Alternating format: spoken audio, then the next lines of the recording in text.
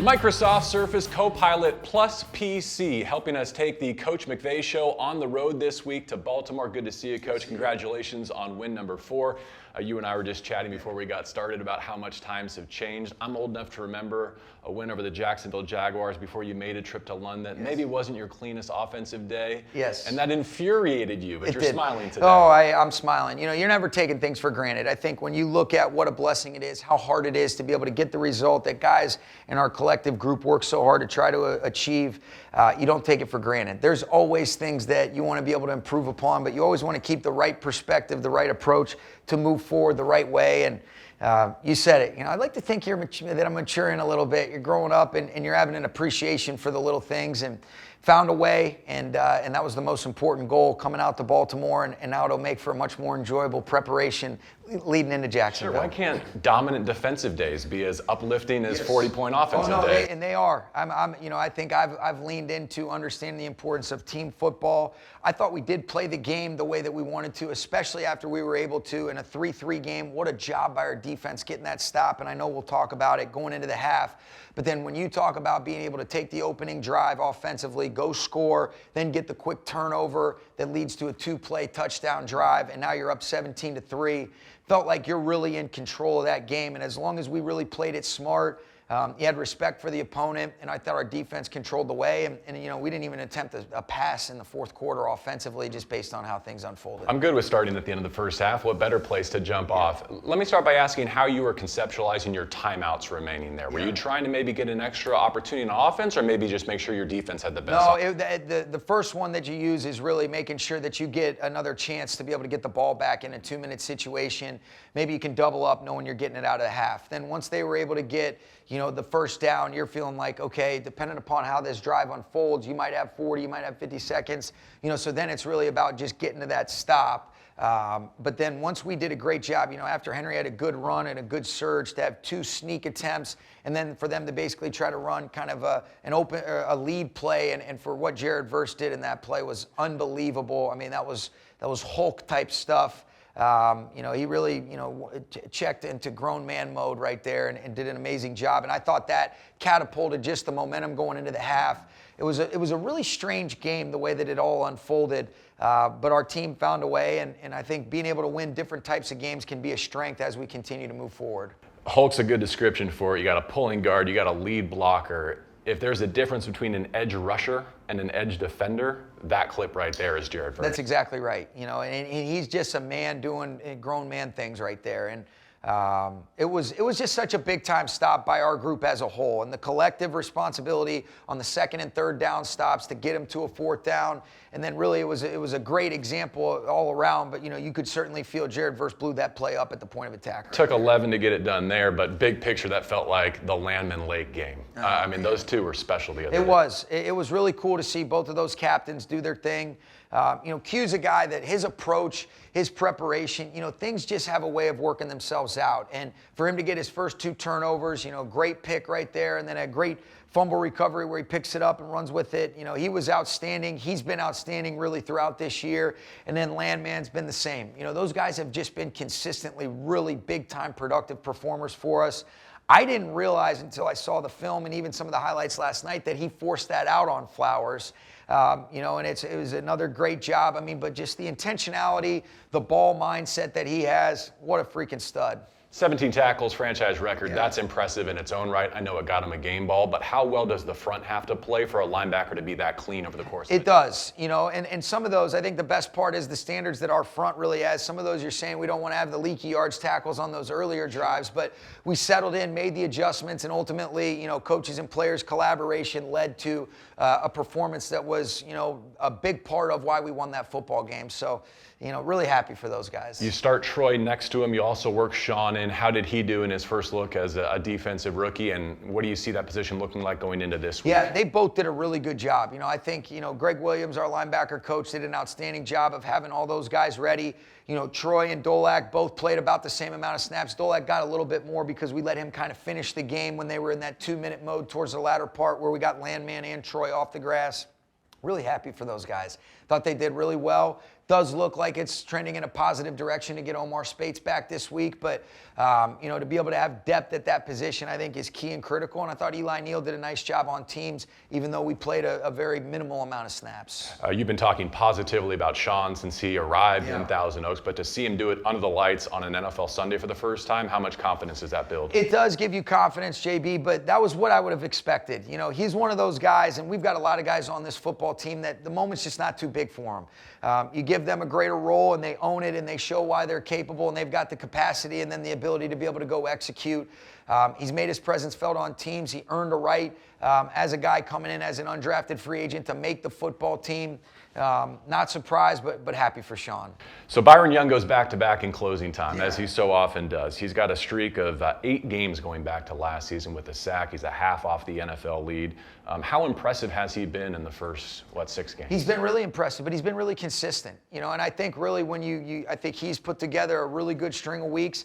I think Jared Verse, really from the Philly game on, has played outstanding as well. I think those two guys have been linchpins. Give both those guys game balls.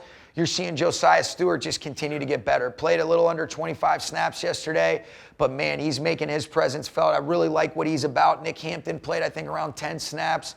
But BY has been awesome. It's really cool, too, the way that it timed up when we had the Thursday game. We haven't really talked, a well-earned NFC Defensive Player of the Month to open the season. And then whether you go to San Fran or yesterday, he's just had 2 more good games since he's been recognized. And love BY. He's an easy guy to root for, man. Smart of you to give them both game balls because they are inseparable. Yes, they're like the Bash brothers. They wander on the field together, pregame, halftime. They're off in their own little world, aren't they? They are. Those two guys, it's a fun thing. They really love each other. They support each other. They enjoy each other's successes. I think they positively push one another.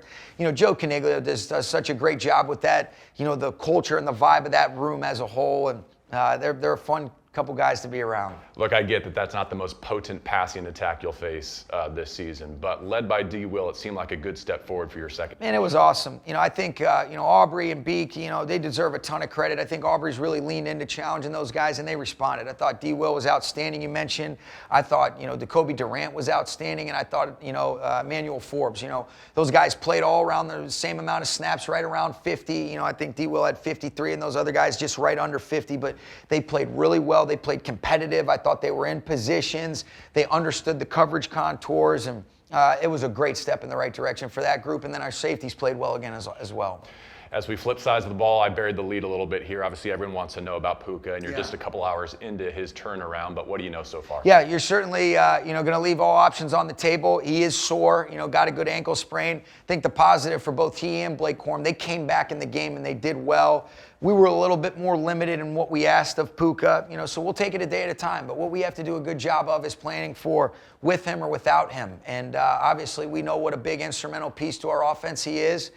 If he's not able to go, we're going to be smart with him. I think it'll be big getting Tutu Atwell back. That was a subtle thing that you really miss. And then if you do have the ability to be able to plan for either or, I think that gives guys, if he's not able to go, a chance to be ready in his absence. But we're certainly, I know he's going to give it every chance he can, and we're certainly going to leave those opportunities open as well. Make the Jags practice for either or as well.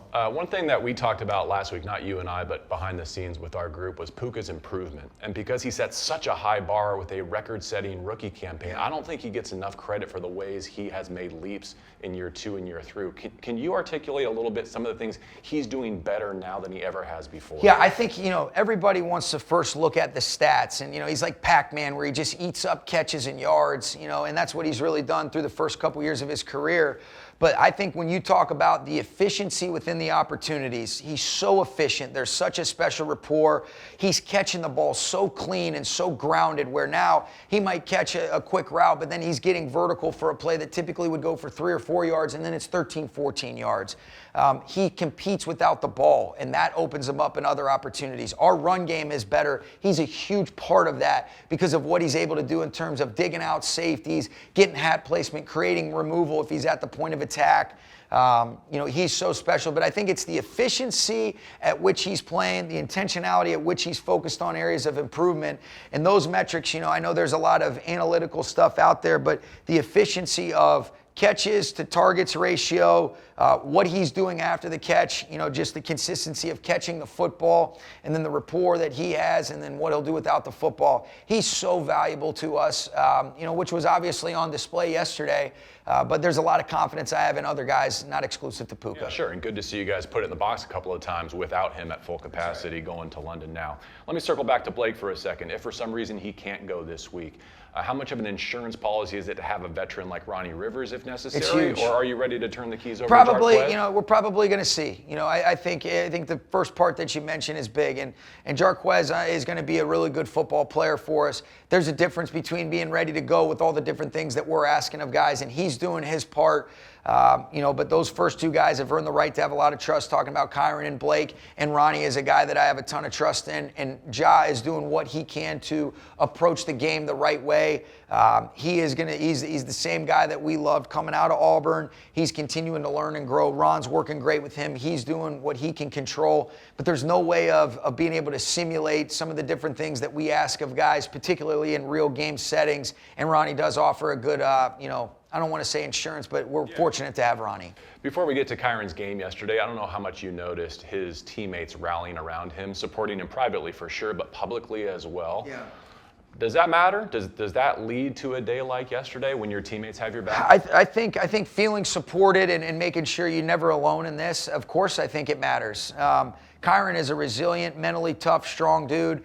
He knows that he's got a lot of love from me, from his coaches, and from his teammates. I don't see all the things publicly, but it's what I expect. That's the type of team, that's the kind of atmosphere. Those are the human beings that we have in our locker room with how they act, interact, and respond, most importantly, to each other, particularly in the moments where, hey, you're never alone, man. And he's an easy guy to want to be able to root for. Loved his response, not at all surprised. But the intentionality, the focus and concentration that's required as a ball carrier or somebody handling the ball in this league is got to be super heightened because defenses are doing a better job than ever at attacking the football. The catch he made, and I think about what does it take to take the Rams from a good offense to the one I know you're capable of becoming, making plays beyond the scheme, and what he did yesterday to set up his own touchdown, I think was the illustration. Man, and that was such a big play. 4th down and 2. Had our opportunities on the previous one, but all that matters is being in that moment. What a great job by he and Matthew to be able to make an off-schedule play. Still makes the catch even when he draws the flag, and you just said it. It's like sometimes, we want to try to do as good a job as we can of being able to set things up,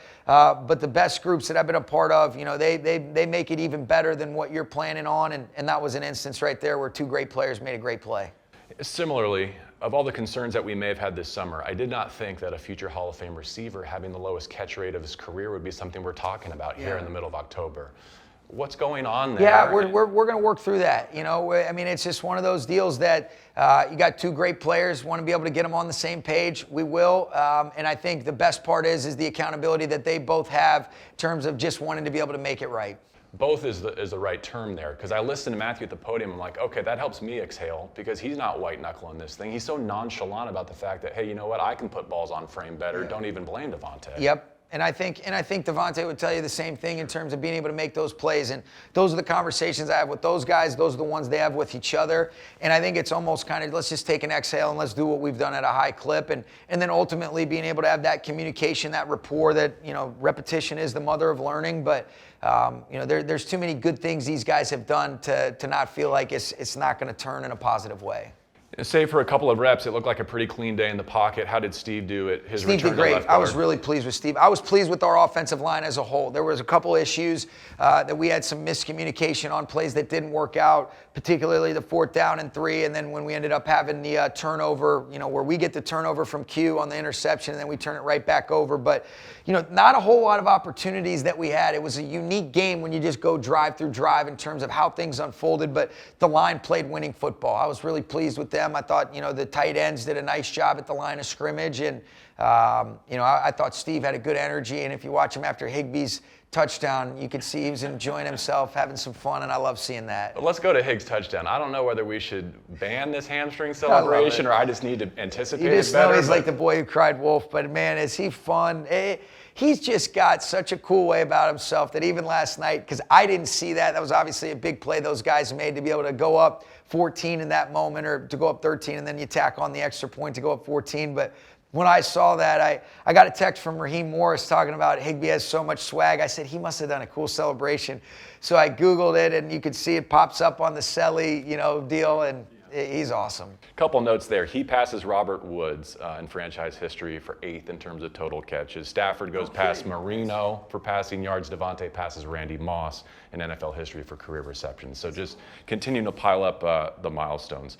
What about at right tackle? Warren McClendon seems to have had a light come on. Yeah, he's done great. I think, first of all, really happy for Warren. You talk about a guy that's just continued to work, continued to get better, earn the right to be able to have that confidence come through from the work, not any words you say. Rob Havenstein's really leaned into him and put his arm around him, as well as Ryan Wendell. And so I've been really happy with him the last 2 games. Quick thought on tempo. It seems to have worked really well for you the last couple of weeks. But when you're a pitcher, you can't just throw 100 all the time, right? It only works in conjunction with some of your other cadences. That's right. Yeah, I think for us, I think you want to be able to mix and match. You want to be able to do that to where, you look at the best, analogy you can make is like Greg Maddux. He had about 4 to 5 pitches that he could mix up and match up, and it made and always kept like he was, in control, and the batter was always on his toes, or always on his heels, if you will. Excuse me. That's what we want to be able to try to have defenses. But if you go all of it, then it's like you're anticipating it, and so it's being able to do and utilize the one thing that we have at our disposal to our advantage offensively. We decide when the ball's snapped within the 40 or the 25-second play clock, and that's got to be a weapon for us. Before I ask you about the kicking game, how about the protection? Because that really seemed good to be the positive in an otherwise shaky It was, day. and I appreciate that too, because, you look at it, football is the greatest team sport there is. And, there's different reasons for why things haven't gone down. Yesterday, there was a real intentionality, and I think really the Indianapolis game, our protection did a good job. We need the timing, the trajectory, snap, hold, kick. We need those things as part of it. It's 11 as one, but those 8 guys did a nice job yesterday. I think the natural question when we see you shy away from kicking 3 to go up 3 possessions is Shaun anticipating a change or thinking about making a change? I think you can read into that. I think, we really felt I should have used the timeout on that 4th down, and I would have gone for it again. Felt like the way our defense was playing, to be able to go up 24-3. And could you say the smart play is to go up 3 possessions? Yes. But it didn't really have anything to do with the kicking as much as just kind of the feel for the flow of the game and trying to be able to just really end it. And worst case scenario, you're putting them really in a backed up situation to still have to get 2 touchdowns to even tie that game up. But I felt like we had some opportunities to execute earlier on that drive. That last one, that's on me, and should have taken a timeout right there, and those will be great learning ops, but we're all on this thing together. I should have taken your Maddox transition to Camden Yards. That's where you guys are going to practice and lift and train this week before London? Yeah, it'll be cool. How'd that come about? Really, I give a lot of credit to, our operations group, Carter Crutchfield, Brendan Berger, they do so much for us, but they were working in coordination and collaboration, with Reggie, with Tony Pastors, with our ops crew. And so to be able to kind of figure out what's going to be best for our group. And there were some different locations that we looked at, but we've had successful outcomes, having an East Coast game, staying on the East Coast to get our preparation ready to go, whether it was to play the Bengals in London or whether it was to play the Cardinals in London our first year. And so hoping for the same this week. Other narratives will be this is another Sean McVay coaching tree game with Liam. I'm going to go in a different direction. How about Les Snead and his staff kind of growing some branches into Jacksonville? And I know that James Gladstone's special to you. Likewise, Jake Temme. I'd love to just hear you brag on the time those guys had with you and what you think so far. I think just like a lot of these coaches, whether it's Liam, Kevin O'Connor, these guys, when you really talk about James and Jake, instrumental in a lot of good things. Brian Zanders is there, and so I have a lot of love and appreciation for a lot of good memories and a lot of respect that I have for the work that these guys put in, the nuanced understanding, the big picture capacity, and then ultimately just their overall ability to work and be instrumental parts of a lot of good things, and so happy for those guys. We're going to try to get after them just like they're going to try to be able to do for us, and it'll be a great challenge, but they've done a hell of a job. I've kept in touch, obviously, with Liam and texted here and there with James, but really impressed with the overall body of work that they have through their first 6 games, and not surprised, but happy for those guys. Well, have a great second training camp of sorts on the road here in Baltimore, and we'll see you across the pond. Thank you, Shaun, for joining us, and thank you for being with us, as always, for the Coach McVay Show, presented by Microsoft Surface Copilot plus PC.